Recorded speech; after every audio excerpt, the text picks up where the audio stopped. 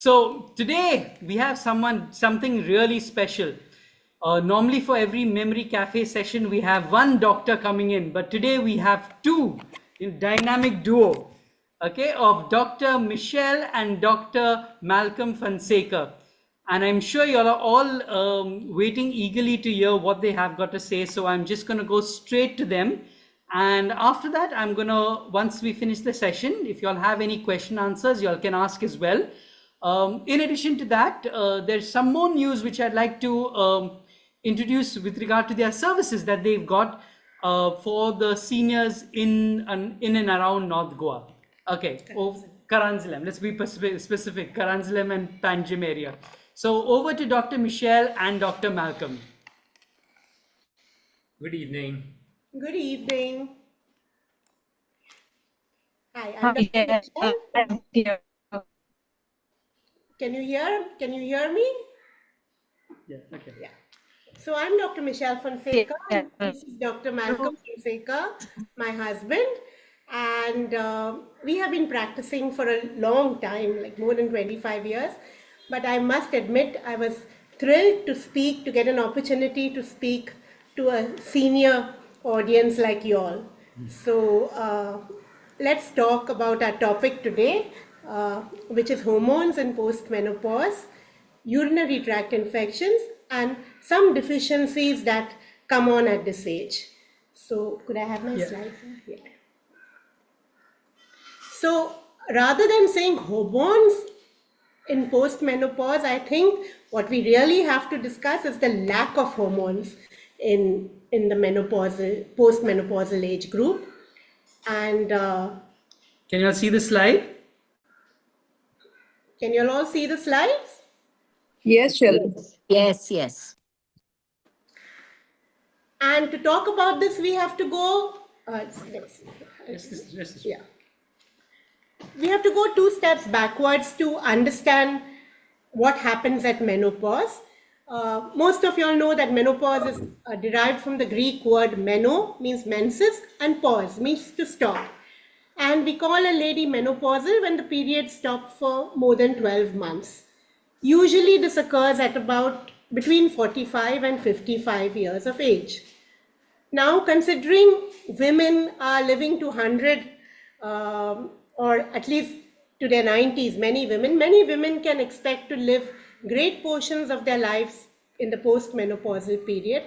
And it is important to anticipate and recognize some symptoms so that you can live a life which is less fraught with problems. So to know what happens actually to the hormones, we need to know what happens during reproductive years. So during reproductive years, there are these 2 hormones released by the brain by an organ called the anterior pituitary. These are LH and FSH, which act on the ovary to produce this very important hormone called estrogen, and also another hormone called progesterone. But estrogen is the star here. Now, estrogen, as you can see, affects the body from head to toe, literally, to the brain, eyes, teeth, the cardiovascular system, heart, breast, the intestines, colon, and the reproductive and urinary tract, and the skin. So what happens is when the ovaries stop producing estrogen, here's what you get. A variety of various things can develop in this early menopausal period, and this continues for several years into the postmenopausal period and so on. So early on you get the flushes and the mood disturbances and the irritability. These are the first few years after you hit menopause. But later on, estrogen affects the lack of estrogen affects the vaginal, the reproductive system and the urinary system and the skin. Now, why is this? Because estrogen is the female hormone. It's important for the elasticity, for the suppleness of skin. It keeps the ligaments nice and taut. So the lack of estrogen leads to effects on all the various organs, and we as gynecologists will deal mainly with the reproductive and the urinary tract system. Now Malcolm is going to tell you a little bit more about how estrogen affects the urinary tract system. Good evening. I would, Sheldon initially asked me to deal with the urinary tract infections that affect the elderly. I thought to start with what effects happen because of the estrogen deficiency or lack after menopause. Uh, Basically the skin everywhere, meaning even in the genital tract there is vaginal skin, and so that gets a little bit atrophied or a lack of elasticity. It becomes thinner, sort of wrinkled. So there's vaginal dryness, and then because this predisposes to vaginitis, urethritis, and this, if it happens again and again, it's recurrent attacks that can ensue. Next slide. Uh, so these are some of the things that can happen. Along with urinary tract infections, very often you have to go very frequently to pass urine. So some people wonder whether they are incontinent. So that the incontinence associated with urinary infections is urge incontinence. We'll come to the details about it later. There are other types of incontinence, but not very common. And then sometimes there is associated prolapse of the uterus, which means that it's like a hernia, the descent of the uterus and vagina, and so you can actually feel something coming out in the vaginal area. Next slide. That's because of this is in case it is there. It's not there in everybody. Urinary infections are by and large the most common thing that happen. And how can you recognize it? It's the increased frequency of passing urine, burning while passing urine, urge, as I said. So, and then if the infection is severe, then a person could get fever, high colored urine. Blood appears in the urine, which is called hematuria sometimes. Now, when you need to diagnose whether this infection is severe or not, then a urine routine examination is the first and most important check to do in the laboratory. You can give a urine sample in the morning and you get the report in the evening. If it shows pus cells, then in large numbers. Now, if it's 12, 15, 30, it's not that, but if it's more than 50, more than 100 sometimes, then it starts causing fever and a culture has to be done. And that helps identify the causative organism. And then when you know the causative organism, you can target, give a specific antibiotic which is effective against that particular organism, bacteria. Now, there are certain things which, if they exist concomitantly along with the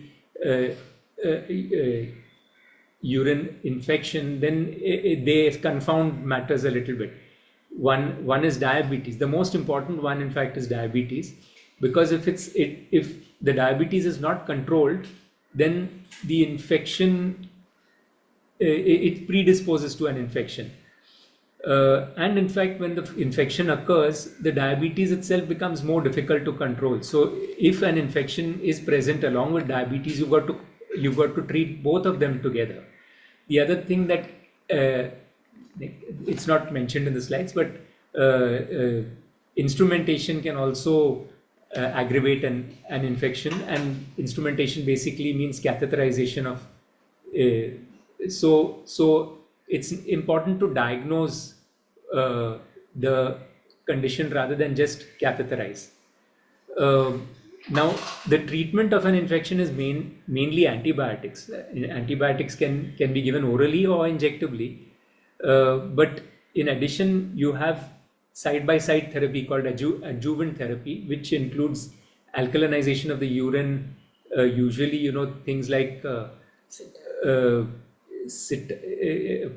potassium containing or sodium citrate containing things, citrosoda, cital. These help in alkalinizing the urine and decreasing the the propensity of the bacterium to cause an infection. Urinary tract protectives like barley, coconut water, cranberry can be used too. But coming to antibiotics, in the elderly they can cause digestive problems because antibiotics do kill good bacteria in the gut, while at the same time killing the bacteria causing the urinary infection.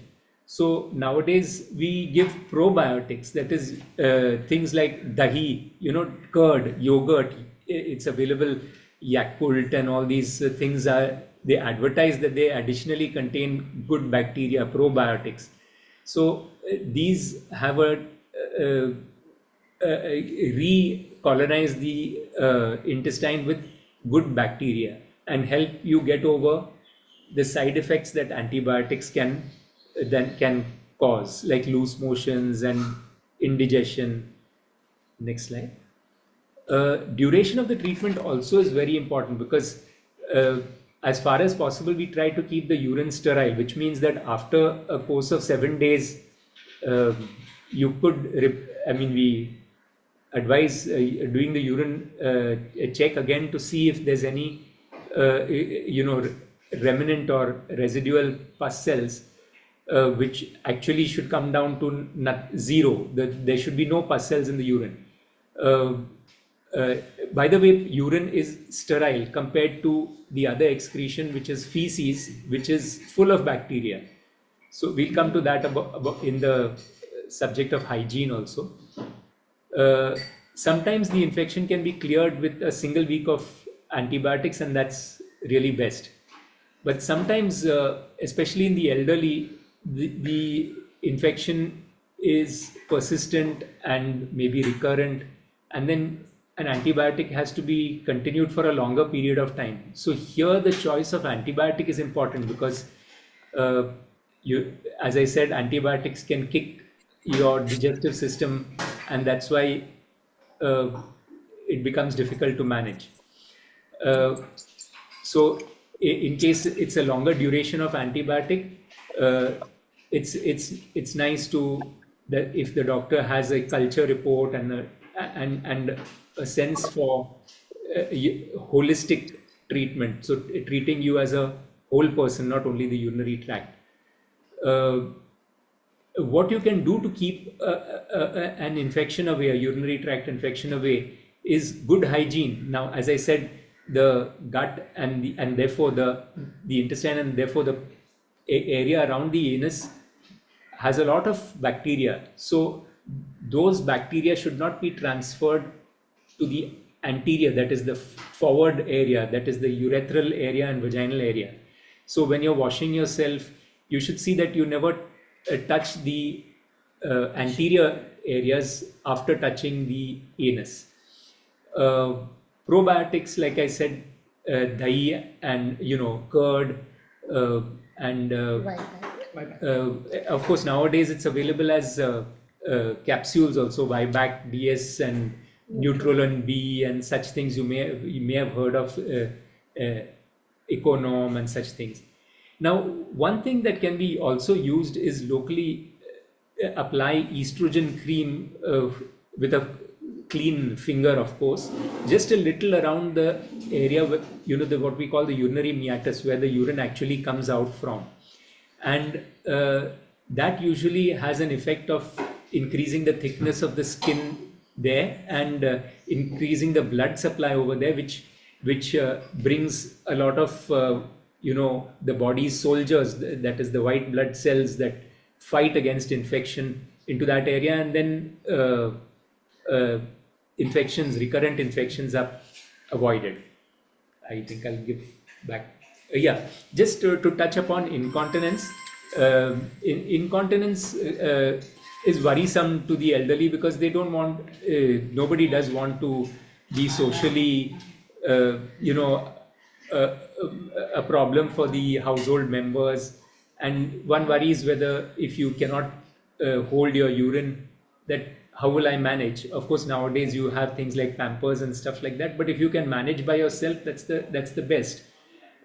So now it's nice to differentiate, because urge incontinence is something that happens with infection. Uh, uh, so if there's an infection, you feel that burning sensation, and then you need the bladder gets irritable and you've got to go frequently.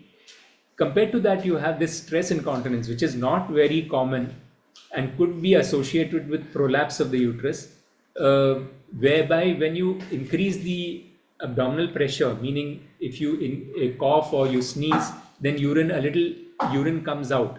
Now that is not necessary. It's not related to infection. So if you do have stress incontinence, it's good to identify it and inform your doctor.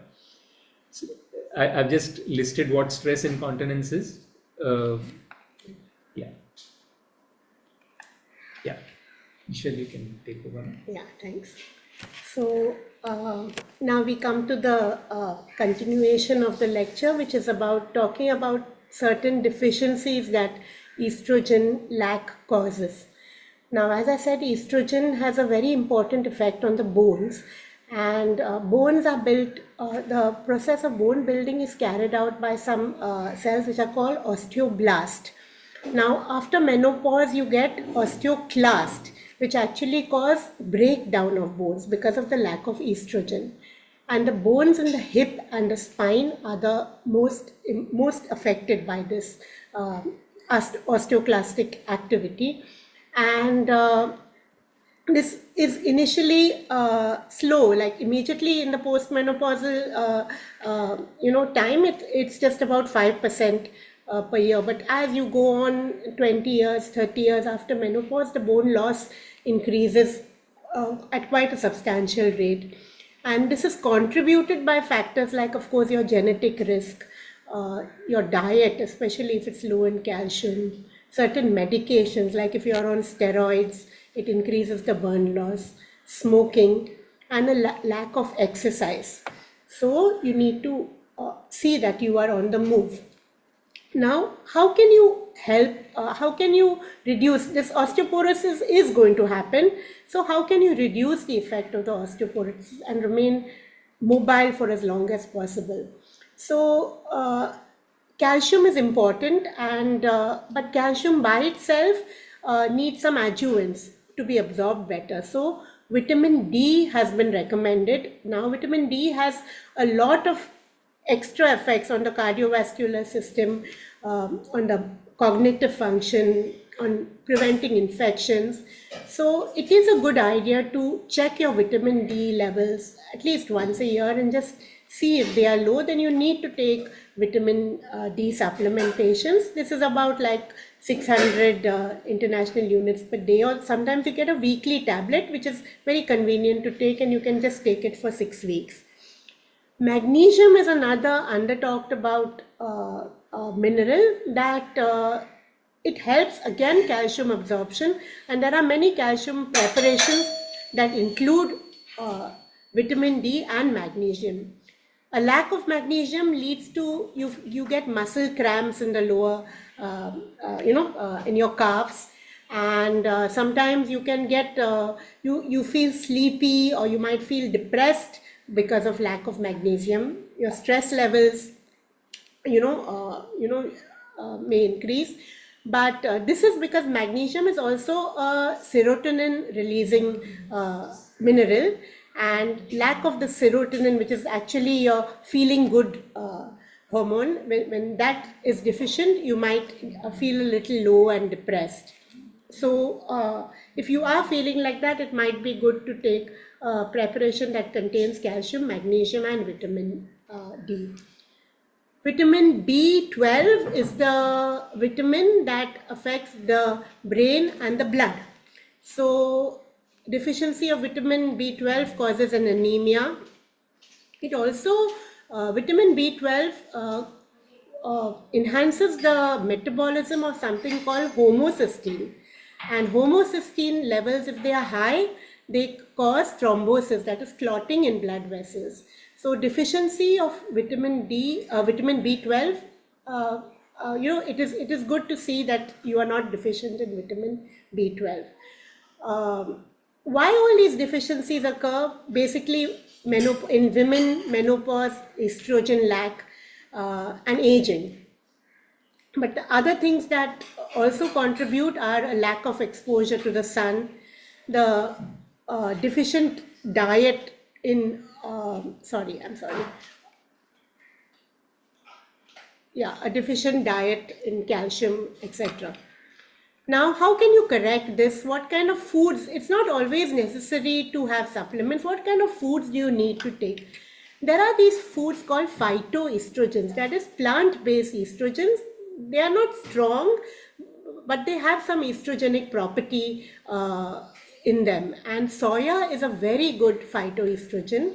So soya products along with flaxseed. Tofu is just cottage cheese made out of soya.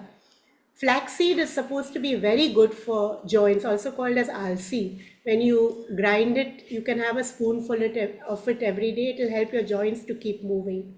Sunflower seeds, fruits, especially berries, nuts, and green leafy vegetables to correct B12 deficiency. All these can help you to alleviate the postmenopausal symptoms without taking drugs. If you do need vitamin supplements, what to take? As I said, there are preparations which include calcium, vitamin D, and magnesium. Vitamin K2 is another thing that's added to these preparations, which pushes the calcium into the bones rather than keeping it in the blood. Too much calcium sometimes does, especially if taken without adequate water, does sometimes cause renal stones. So you've got to be careful about just popping calcium tablets into your mouth. But you get many preparations which contain all these things in small amounts, like Meno-Ease, Menopase, etc. Which sometimes, if you're feeling down, or if you're feeling that you're deficient in some vitamin, sometimes a preparation like this over 2 or 3 months might help you out to feel better.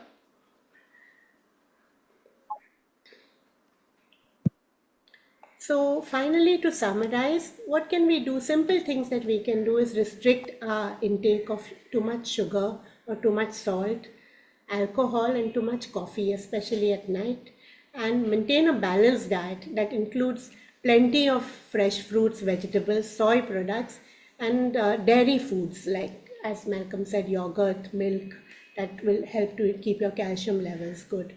See that you have some exercise routine, maybe just a small walk in the morning and evening, and just to keep yourself moving. Movement is all important to be healthy. Maintain or some exercises like how Babita teaches you. Maintain a regular sleep schedule, that is, try to switch off all online stuff before, at least an hour before sleepy time, so that it's easier to get sleep. I think, I think we'll open it to any questions there. So we thank Dr. Malcolm and Dr. Michelle for being here and giving us that presentation. They very kindly opened up the group now to any questions that you all have, any doubt. Who's crying? Who is When someone says who's crying now, I also look in the house who's crying. But but anyway, anybody has any questions they would like to ask, you can unmute yourself and just ask. I think Isabel's hand is up. Isabel, you can unmute yourself and ask the question. Isabel, you have to unmute yourself. Okay, I have some questions. Okay, one. We'll go with Isabel first. Hello. Yes, Isabel, go ahead. I recently have had a UTI and I'm still on treatment. But one of the problems I had was severe constipation. Is it associated with UTI? No, in fact, if you are on antibiotics, it is not constipation that is usually the problem, it is loose motions. Your constipation may be due to something else, that some other habit that you maybe if you're taking iron along with any iron preparation, it could make you constipated, or if you are not drinking enough water, I think the not drinking enough water probably is the cause of your urine infection as well as the constipation. So just see that you have at I least have 2 to 3. now sort of chronic, it's become every few months I seem to be getting, and I've been now on antibiotics for almost 2 months. Okay. And another thing is I'm resistant to most antibiotics, so it becomes difficult to treat also. Oh, okay. Okay. But that's, I don't know if you've listened to the lecture. Yeah. A culture would be Culture, in yeah. So the order. culture shows that most of the antibiotics, I'm resistant to. Yeah. Sometimes you need a small course of an injectable antibiotic then just to clear up the residual infection once and for all. So you get intramuscular injections. The culture report will The show culture you. report is important. Yeah. Yeah, the culture report, that is what shows. Yeah. I did the culture report twice, in fact. But, and a scan also to. So then the doctor would tell you after looking at the culture report which would be the best antibiotic to use. And drink plenty of water and try these things like barley and cranberry on a daily basis, you know. And for the constipation, of course, things like spinach and, bananas, yeah, slightly raw bananas, green bananas. These are natural things that you can try. Otherwise, you have to go on to something like Isabgol or Dulcolax, but preferably try it with diet itself. Okay. Anybody else has any question? Can I ask, Yes, yeah, can can I? I ask you something? Who is Oh, this? Sheldon, can I ask you? Yes, yes, Edith. Hello? No, Jane, Can sorry, I? Jane and then Yes, Edith. yes. Okay, Jane and then Edith. Just Jane, go ahead. Okay. I'm having a lot of problems. There's a lot of itching at the sides, on the walls of the vagina. Is there A any lot white of itching. discharge along with it? And I mean, I've been to and all, they've given me something, but it's not very. So I have to do a urine culture, you said. Advisable If to there's do a itching, urine culture. it could be a fungal infection Yes, because in the monsoons it's very there's common to have. itching. Are you It's That's what they diabetic? said. They said it is a fungal infection only on the outside of the wall. But sometimes when it itches, it itches so badly, you just want to itch and itch and itch. Otherwise, the whole day there's no problem at all. Yes. But So in the only when you go to monsoon, sleep at night, there it starts. in the monsoons, it's pretty common to have a fungal infection, a yeast infection, candidiasis. Acha. So Okay, then now they told me to put Right, yes, candid cream. Is right. yes. candid good or Can it, candid? So Which if is it's better? responding to that, then you Candid know or that it is that. If it's responding to the but cream, which is better? Candid? Which one? can it be? Candid? B. B, B. Okay. B. candid dash B. B for Okay. bumblebee. Okay. Okay. B for Bobby. Okay. Okay. So we'll So have that next is question. Edith, I think. Edith. otherwise, From, and which is sometimes very bad. okay. Otherwise, it's okay. Perfect. And just see that if you're diabetic, your sugars are under control. Because sometimes, So far, I mean, I've done this every year. I do it, and I'm not diabetic, but I don't know now. I feel, as you say, okay, I have a lot of chocolates and a lot of this. So I don't know if it is starting that way. Who knows? I'll go and check. So just I'll check. do a urine routine. No, Yes, urine, urine routine. yeah, and a blood All right. sugar fasting PP. Yeah. In a urine routine Okay. would be Yeah. is if the urine is burning, if you're complaining of Sometimes now itching it or burns. burning. Sometimes it burns. Sometimes it So goes. long now. Yeah. This is the way, little burning. Okay. Otherwise, normal. Okay, thank you. Edith. Yeah, we go to the next question. Thank you. Yes, Edith. Yeah. Yes, doctor, can we have the address of your clinic or some phone number or The something? last slide, the Yeah, last yeah, slide it is shows. Yeah. It went very fast on the screen. We could hardly see Yeah, it. I'm sorry for that. Yeah. Yeah. That last thing. Yeah. Goa? Yes, Yes. Goa, Karansalam. Karansalam and Malcolm Oh, Center JMJ also. Next Next slide one. after this. Yes. Yeah. That's our address. Yeah. And the phone number is there too. You can take a photo. Michelle, can I ask you a question? I'm Lutz. Yeah, hi Lutz. Yeah, good to see you here. Yeah, please do. So I'll share, Lutz, just a minute. Michelle, I'll share this address. Just a minute. I'll share this address on the group, Memory Cafe group today itself.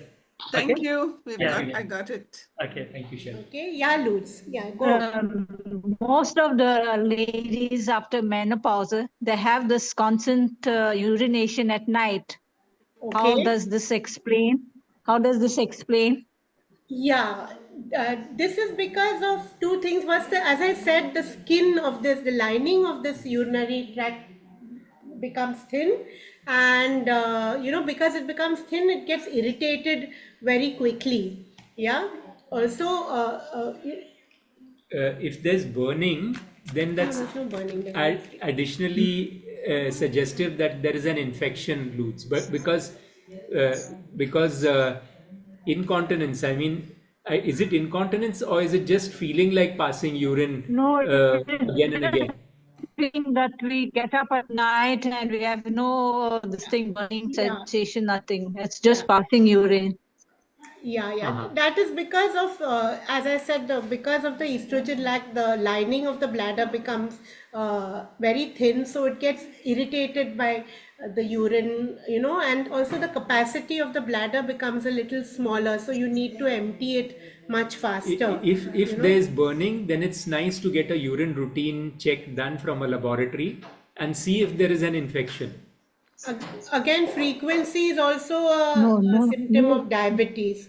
They say polyuria, polydipsia means you pass urine more frequently and you drink water more frequently. So But then that's a diabetic thing. So if your blood sugar also needs to be checked, maybe you can do that too. yeah. If everything is normal, then you just restrict your water intake after about 7-8 o'clock in the night a little bit. Yeah. Okay, because Fine. that's Thank the you. only God bless. Yeah, that's the only thing you can do. If the urine is normal and the sugars are normal, then that's just physiological. So then that's the only thing you can do. Yes, thank you. God bless. Yeah. Any other questions?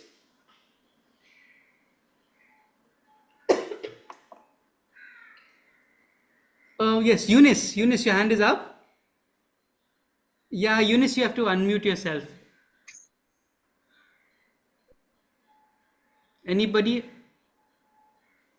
If anybody has any questions, they can just unmute and say that they have a question now, because I can't see everybody on the screen if they're putting their hands up or. Okay. Oh, Sheldon? Edith, another question. Yes. Yeah, go ahead. Yes, please. About incontinence, do you have any kind of remedy or I know you've just discussed it, but is there any? It's important to identify which type of incontinence. I mean, is it associated with burning? No, If it is, no. then Lack of control, for instance. okay. With coughing or sneezing? Then No. there is the other type of incontinence called stress incontinence, meaning when you cough or sneeze, a little bit of urine comes out. If it is that type of, it's called stress incontinence. Now that is a different type of incontinence, and it should be shown to a doctor because there are remedies for it. Okay. There are remedies for it. Okay. Okay, thank you. Doctor, I have a question. Yeah. Especially when in the morning when you're passing urine, I found that sometimes you pass and then there is a pause of few seconds and then again further you pause. Why is that? Uh, well, I mean, this may be something individual. I mean, this is not a common complaint, but if it is causing you social embarrassment, I mean, does it cause, is it No, no, bothering no. you? I'm talking about when you get up in the morning, when you pass urine, you pass, and then there is a slight pause, and then again you pause. I mean, again you pass. Yeah. So why So, is that? I mean, it was not there before, but a slight pause, maybe a few seconds only. Is it something to do in maybe your Dr. Michelle wants to say something. Yeah, so that could be again due to some muscle weakness. The muscle is not letting the flow be forceful enough. So there are some exercises, vaginal exercises called Kegel's exercises. Okay. You might need to consult a physiotherapist or even a gynec, but it is when you keep on contracting and releasing the muscles as if you're stopping the act of passing urine and then Okay. release it. So if you Okay. do that 20 times a day in the morning and the evening, it strengthens those muscles. And maybe Muscles. when the muscles get stronger, you will be able to have a constant stream. Stream. Okay. That's, yeah. Yeah, Okay. provide, there's Thank you. nothing's coming down. No? You don't find any No, loose. no, no, nothing. It's just that there are pause of a few seconds. Yeah. So, I mean, it was not Yeah. there before. So, why is it now? I just wanted to. Kegels might Always help I you up. do You can when look I'm them up double. online also. Kegels. Yes, Kegels. Yeah. even I experienced that. Okay. Okay, since there are no more questions, I think we'll end the session. But before that, I just want to say a big thank you to Dr. Malcolm and Dr. Michelle for giving us their time. Okay, Dr. Malcolm and Dr. Michelle, in addition to their clinic, where they practice, where I've shared on the Memory Cafe group right now for everybody, they are also available to consult online, as in via a video call, or even in person in to areas around Donapal and Karanzalam. So in case you are not feeling well, you are around this area, you can give them a call and they will home visit you.